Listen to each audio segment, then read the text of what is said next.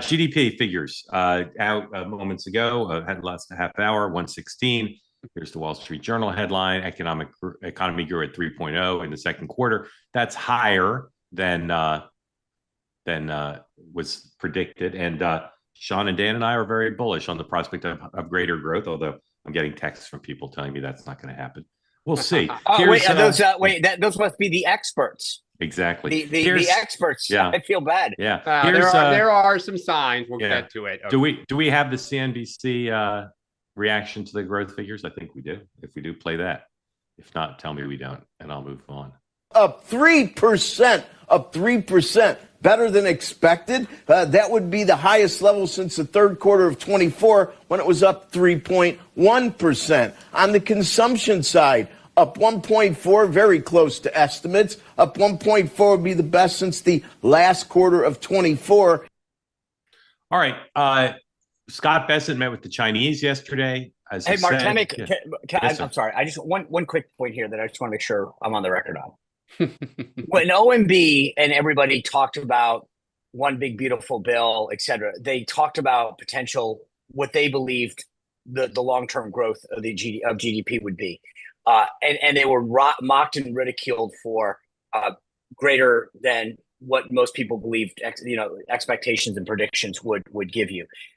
We're obviously not there yet, and so but I'm just saying that this was a positive sign. It's one quarter. I'm obviously not trying to, but if these guys are actually right, what happened? It's not just about the GDP. It's not just about mocking the experts, which I do love, but it's actually about that growth and what it means for the deficit, what it means for debt and refinance is big. And so It's not just one quarter, but it has the potential to be really big economically, not just for what it means for the economy, but what it also means for refinancing debt, the deficit, et cetera. 100%. The only way this administration is going to reduce the deficit, unless they switch to entitlement reform on Social Security, is through robust growth.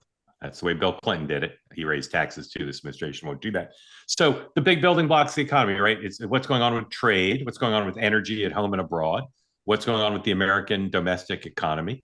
And in Scott Bessent and the president and others, but those two are the primary actors, they think they got a handle on this. And of course, interest rates, right? These are the big factors that are going to speak to the question of whether Donald Trump and J.D. Vance are economic successes or not. So today, Axios, parroting the conventional wisdom that you'll find, including in the Wall Street Journal and to some extent in the New York Times, said, in fact, things look pretty good, that we haven't seen the calamitous effect of the tariffs, for instance, or other disruptions in supply chain that could be occurring. I've said before, watch back to school, which is about to happen, watch Thanksgiving, watch Halloween, watch Christmas. And Dan pointed out this morning that, in fact, maybe somewhat quietly, because no business wants to get the way Amazon did temporarily on the wrong side of the administration, and saying, yeah, we have supply chain and price problems. Here is CNBC 111, Jim Cramer saying that he looks at some earnings reports, and I'm talking slowly while I wait for 111 to come up. There it is. All right. Jim Cramer says earnings misses at these three companies show Trump tariffs are hitting consumers. Same idea, another CNBC headline, 112. Again, you don't have to call too many CEOs or people in corporate America. Companies from Stanley Black and Decker to Conagra are saying tariffs will cost them hundreds of millions. Now, some of these companies are eating the tariffs to keep on Donald Trump's good side. But the proof will be in the pudding, particularly around those four shopping periods about what happens to prices. So, Dan, I know you are always generous towards Secretary Bessent and wait and see on the economy. There's certainly, if you took all the good signs in government data and what the corporate sector is saying, you'd have to say things are more positive than negative. But do you think the dark clouds are ominous, super ominous, or just something to watch? No, I think it's something to watch. I mean, I think things are pretty good. I think this is the crux of why kind of cutting interest rates is problematic, because things aren't bad.